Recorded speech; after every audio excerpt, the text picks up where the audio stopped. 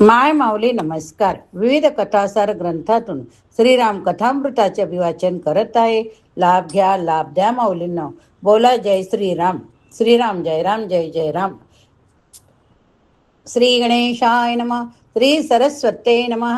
श्री कुलदेवताय नमः. श्री रामचंद्राय नमः. श्रवण केले तर श्रीराम यायला विसरू नका. आता आपण बघत आहोत लक्ष्मणाचा रामचंद्रांना सल्ला. कुठून तरी ही बातमी लक्ष्मणाला कळते. लक्ष्मण संतापतो. तो धावत धावत भगवंताकडे येतो आणि म्हणतो, हे कदापि शक्य नाही. राज्याभिषेक आजच होणार, तुझाच होणार आणि तो आम्ही करणार. धाकट्या आईच्या नादी लागून बाबांची बुद्धी फिरली आहे. त्यांनी वाटेल तो निर्णय घेतला असला तरी पण ते योग्य नाही. दादा, बाबांच्यावर महाभियोग चालू शकेल. शक्यता ही पण आहे की त्यांनी केलेल्या अपराधाबद्दल त्यांना आजीवन करावयास मिळू शकतो किंवा प्राणदंडही मिळू शकतो. आजीवन कारावास मिळू शकतो किंवा प्राणदंडही मिळू शकतो. अमित्रभूतो निसंगम बध्यनाताम वंद्यतामपि अनिश्य पितरं वृद्धं कैके या सक्तमानसं कृपणं च स्थितं बाल्ये वृद्धभावेन गहिर्तम. लक्ष्मण जे बोलतो ते केवळ भावनेच्या वेशात बोलत नाही. खरोखर महाराज दशरथाकडून अयोध्येच्या संसदेचा अपमान घडलेला आहे आणि संसदेचा अपमान हा फार मोठा अपराध आहे. ऋषींच्या पासून सामान्य नागरिकांपर्यंत सर्वांनी एकमताने जे ठरवले होते, ज्याची घोषणा केली होती, ते आता बदलता येत शक्य नाही. केवळ पत्नीच्या सांगण्यावरून महाराजांनी ते बदलले तर अवघ्या संसदेचा अपमान आहे. याचे कायदेशीर गांभीर्य लक्षात घेतले पाहिजे. लक्ष्मण जे बोलतात त्याला फार मोठे वजन आहे, लक्षात येईल. महाराजांना ठाऊक आहे म्हणून ते रात्रभर तळमळतात. दशरथ कोंडीत सापडले आहे. लक्ष्मण म्हणतात, दादा, अयोध्येचे मंत्रिमंडळ, अयोध्येची जनता, अयोध्येचे युवक, अयोध्येचे सेना सगळे माझ्या सोबत आहेत आणि या सर्वांची एकच इच्छा आहे की राज्याभिषेक तुझाच हवा आणि तो मी करणारच. इतके समर्थन असताना कोण राज्य सोडून जाईल? काही समर्थन नसताना काय काय देऊन इकडून तिकडून माणसे गोळा करतात, सत्तेवर बसतात. येथे 100% समर्थन आहे. पण भगवंताला आपला धर्म दिसतो, आपले कर्तव्य दिसते. रात्रभर असलेल्याच्या भीतीने, असत्तेच्या भीतीने तळमळणार आपला पिता दिसतो. या वृत्तीत रामाचे रामत्व आहे.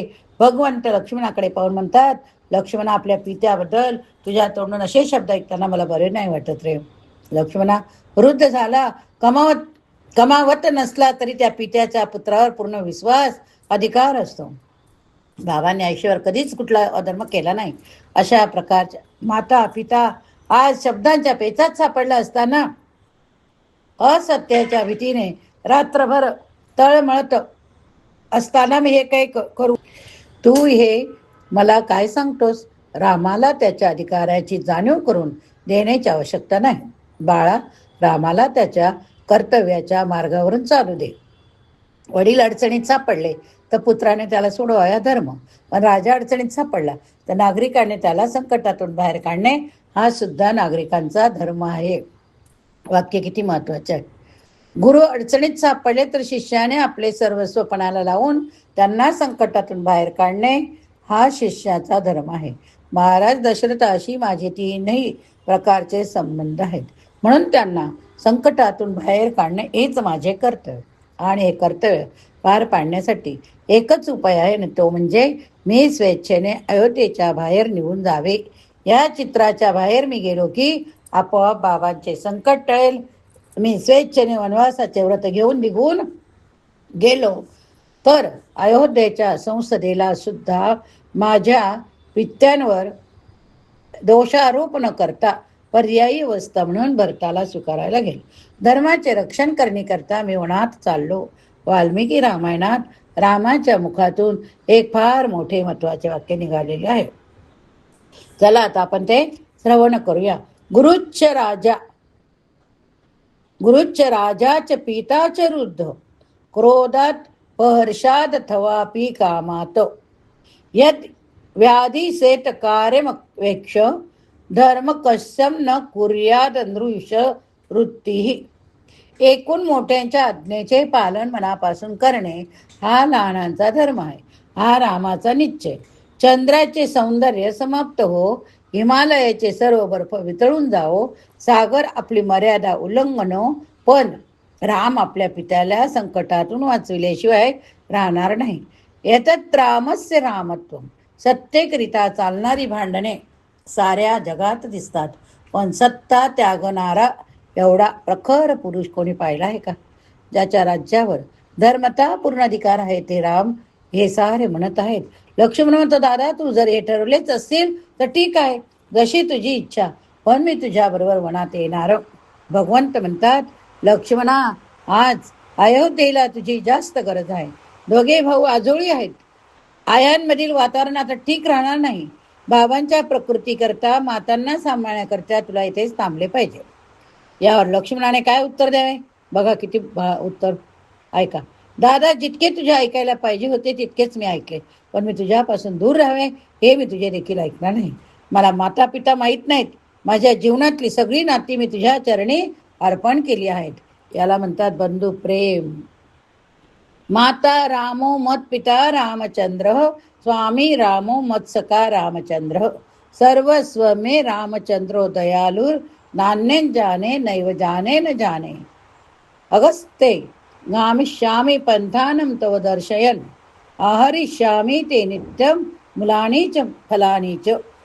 भगवान म्हणतात, जा मातेला विचारून ये. लक्ष्मण सुमित्रा मातेकडे जातात. भगवान भगवती सीतेच्या महालात येतात.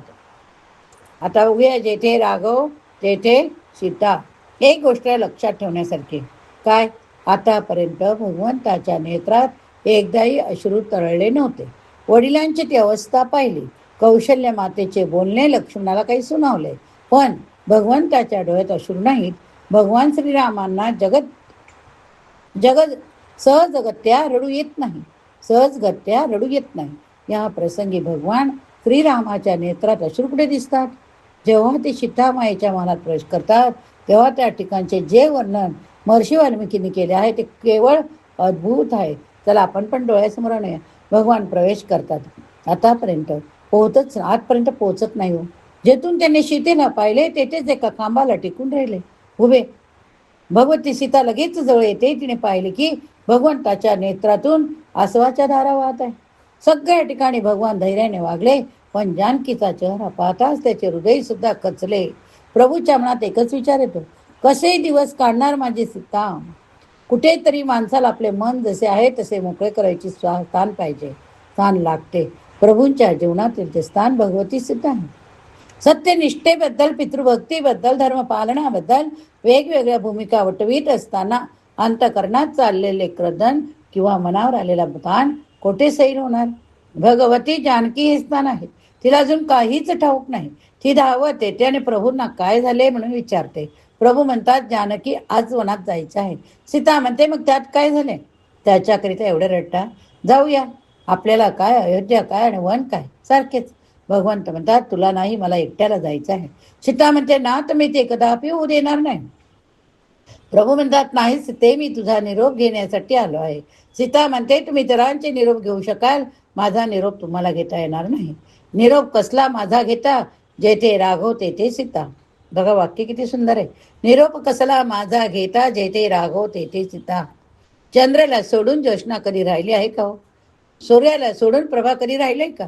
शंभूला सोडून अंबिका कधी राहिली का? मग रामाला सोडून सीता कशी राहू शकेल? तुमच्या चरणाशी छाया माझ्या तुमच्या सोबत राहू देत. प्रभू म्हणाले, सीते, वनवासात कितीतरी दुःख असतात. त्यावर भगवती सीता म्हणते, नाथ, ज्या दिवशी दैवाने तुमच्याशी माझी गाठ घालून दिली ती सुखदुःखासाठीच. माझ्या पतीचे चरण अरण्यात हिंडत असताना मी या महालात बसून असावे हे मला योग्य वाटत नाही. माझे आई बाबा जर मला भेटायला आले तर ते पहिला प्रश्न मला विचारतील, सीते, आम्ही तुला हेच शिकवले होते का? महालात पतीच्या सोबत राहिलीस आणि मनात जावं लागलं तेव्हा पतीने एकट्याने जावे हा धर्म नव्हे. भगवती किती प्रकारे समजता, पण भगवती जानकी ऐकत नाही. प्रभू तिला वाघ, सिंहाची, राक्षसांची भीती दाखवतात, पण सीता म्हणते, नाथ, तुम्ही माझ्यासोबत असताना मला कशाचीही भीती वाटत नाही.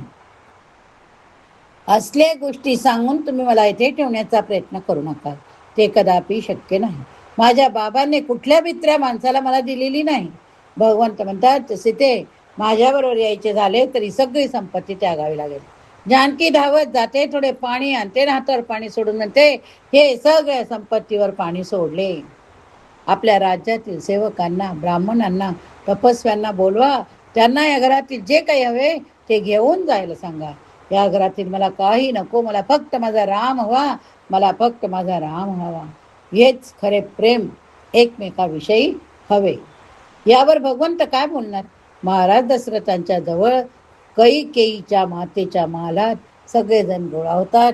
सीता सुद्धा वनवासात जाणार हे ऐकून महाराज दशरथ अतिविकल होऊन रडतात. ते भगवती जानकीला खूप समजावतात. भगवती जानकीने आपल्या त्या पितृतुल्य श्वसुरापुढे व्याकुळ होऊन इतकेच सांगितले, बाबा तुमची सेवा करायची वाटते, पण आता श्रीरामाच्या चरणांना सोडून मी येथे कशी राहू? वनवातून परतल्यावर मी हरनिश तुमची सेवा करेन. सगळेजण त्या ठिकाणी जमले आहेत. बघा, दृश्य डोळ्यासमोर आणा. महाराज दशरथांनी रामाला एक विनंती केली, रामा तुला जायचेच असेल तर जा, पण माझे एक म्हणणे फक्त तू ऐक. तू फक्त आजची रात्र माझ्याजवळ राहा, उद्या सकाळी उठून जा. मला तुझ्याशी खूप बोलायचे, माझ्या मनातील खूप गोष्टी तुला सांगायच्या. प्रभू म्हणता, बाबा कैकेयी मातेने मला सायंकाळच्या आत अयोध्या सोडायला सांगितले. एवढ्याशा मुद्द्याकरिता तुम्ही दिलेल्या वचनापासून मागे फिरू नका. 14 वर्ष संपताच एखाद्या वासराने धावत गाईकडे यावे तसा मी तुमच्याकडे धावत येईन. बाबा तोपर्यंत तुम्ही आपले स्वास्थ्य सांभाळा. महाराज दशरथ व्याकुळ होऊन सारे दृश्य पाहत आहे. येतो म्हणून प्रभू जेव्हा प्रणाम करतात तेव्हा कैकेयी म्हणते, रामा मी असे जायला सांगितले नव्हते, वल्कले घालून जायला सांगितले होते. अरे देवा. प्रभू म्हणाले, आई आता आमच्याकडे वल्कले नाहीत, माझ्याकडे आहेत ना. कैकेयी म्हणते, हृदय विदीर्ण करून टाकणार हे दृश्य आहे हो. कैकेयी मातेने प्रभूंना वल्कले दिली. भगवंताने अलंकार आधीच काढून ठेवले ते आता वस्त्रे देखील काढली हो. आपल्या वडिलांसमोर वल्कले परिधान केली. लक्ष्मणाने देखील वल्कले परिधान केली. आश्चर्याची गोष्ट म्हणजे कैकेयी मातेने सीतेला देखील वल्कले दिली हो. काय बोलावे काय. बघा दृश्य डोळ्यासमोर ते, आणि आपण किती खिन्न होतो. आपल्यालाच आपला अनुभव घेता येईल, पण तिला ती नेसता येईना. तिने वल्कले कधी पाहिलेली नव्हती. भगवान श्रीराम तिला दुसऱ्या दालनात घेऊन जाता. प्रभू तिला वल्कले कशी परिधान करायची ते शिकवता. प्रथम प्रभूने तिला वल्कले घालून दिली. वल्कले परिधान केलेली सीता त्या ठिकाणी आली. तिने तेथे 2 सत्पुरुषांनी हस्तक्षेप केला, सुमंत्र आणि वशिष्ठ. सुमंत्र किंचाळले, कैकेयी आता तुझी मर्यादा संपली. अयोध्येच्या राजनुशेला या वल्कलामध्ये आम्ही अयोध्येच्या बाहेर जाऊ देणार नाही. वशिष्ठ म्हणाले, कैकेयी आता जर तुला स्वतःला सावरता येणार नसेल तर ऐक, तुझ्या नियमाप्रमाणे रामाला मी वनात जाऊ देईन, पण आलेल्या भरताला मी आज्ञा करेन, राज्याभिषेक सीतेचा करेन. आत्मीय मिती रामस्य पालयिष्यती मेदिनीम. हे वशिष्ठांचे वचन आहे. काय वचन आहे? आत्मीय मिती रामस्य पालयिष्यती मेदिनीम. महाराज दशरथांना वचनातून सोडवावे, कैकेयीचे मनोरथ विफल व्हावेत यासाठी वशिष्ठांनी शोधून काढलेला तोडगा आहे. राजकारणात असे तोडगे असतात. अयोध्येच्या राजनुशेला अलंकृत अवस्थेत आम्ही जाऊ देणार नाही, ही सर्वांची भूमिका आहे. भगवंताने भगवती जानकीला पुन्हा आत पाठवले. तिने पुन्हा एकदा सगळी वस्त्रे अलंकार धारण केली. या ठिकाणी हा भाग संपवूया. पुढील भागात आपण बघूया लक्ष्मणास सुमित्रेचा उपदेश. जर श्रवण केले तर जय श्रीराम लिहा. श्रीराम जय राम, जय जय राम. श्रीराम जय राम, जय जय राम.